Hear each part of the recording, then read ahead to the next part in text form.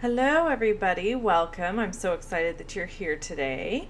I have a gorgeous card for you today that was completely inspired by Jennifer McGuire, and we'll get more into that. All the supplies that I used are always listed in the description below the video in the link. If you click on the link, you can go and see the supplies and purchase them in my online store.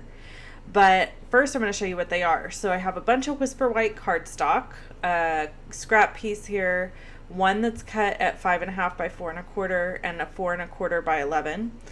My tweezers, fine tip glue pen, my Dragonfly Dreams bundle, some stamping sponges, Peekaboo Peach, Daffodil Delight, Bermuda Bay, and Melon Mambo ink.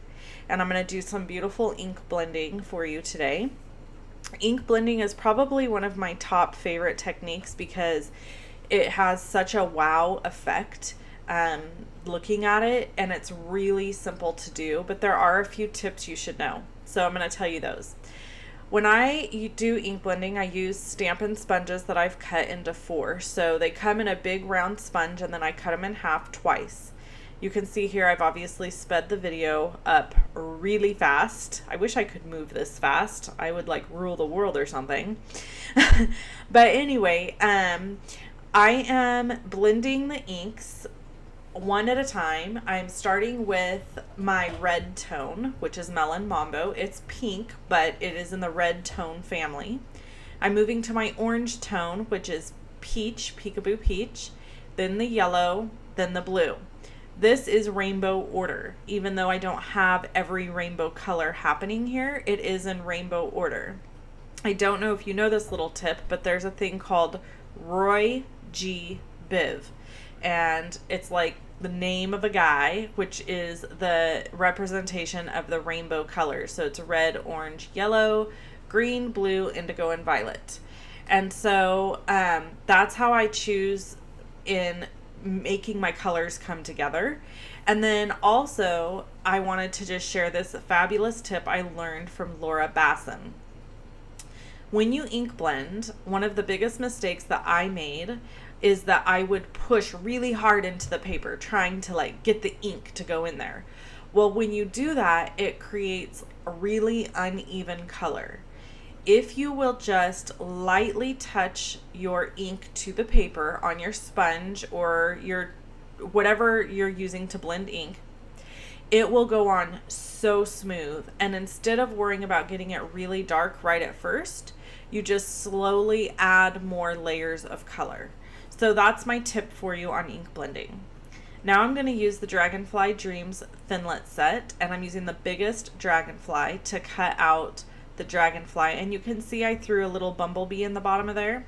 That's simply because I have the extra paper, and I'll just throw the little bee in a can that I've got that sits on my desk, so that if I decide I want to do some sort of fun technique or do something, I have the little bee already cut out. I just have a little jar full of die cuts and things like that I keep on hand.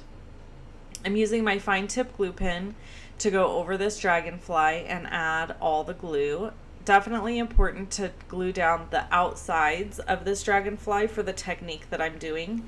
You'll see when I go to do the cutting and finishing of this card that my dragonfly doesn't stick down quite all the way. So I ended up having to go back and do a little bit of card surgery, but it worked out fine. I just added more glue and it stuck down.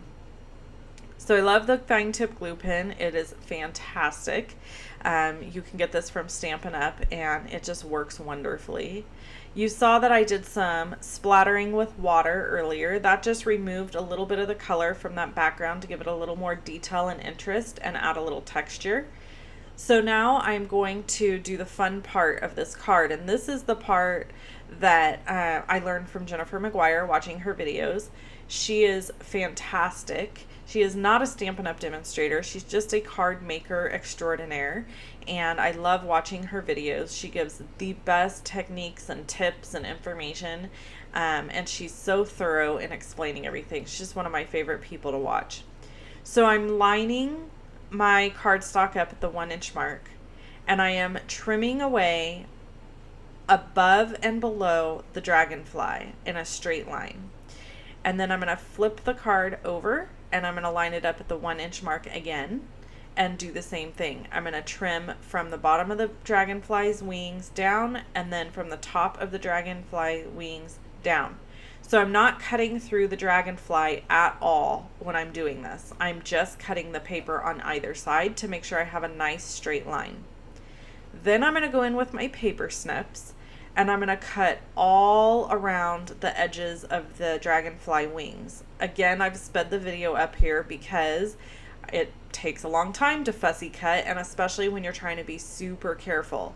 So I went ahead and sped the video up quite a bit so that it wouldn't take me so long to cut this out for you. I wish I had a button in real life that could speed my hands up and I could just push it when I needed to go fast. That would be so convenient.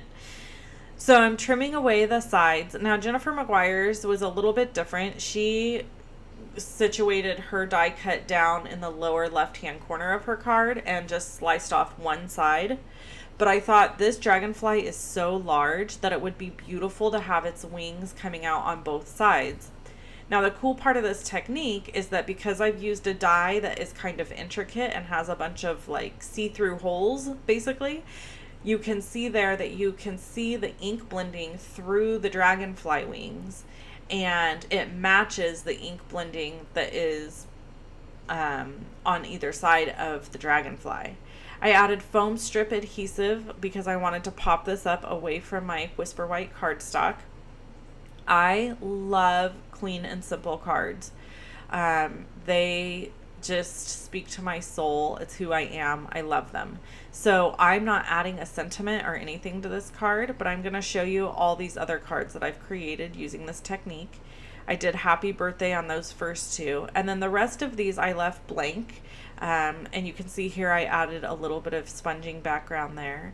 And that is my card for today. I will add sentiments to these as I send them out and as they're needed. Okay, so if you want to see any of my other videos, you can click on either of the videos that you see here on the screen. Again, all my supplies are linked below in the link, and I hope you have a wonderful day and come back to visit me again soon. Thanks for stopping in. Bye-bye.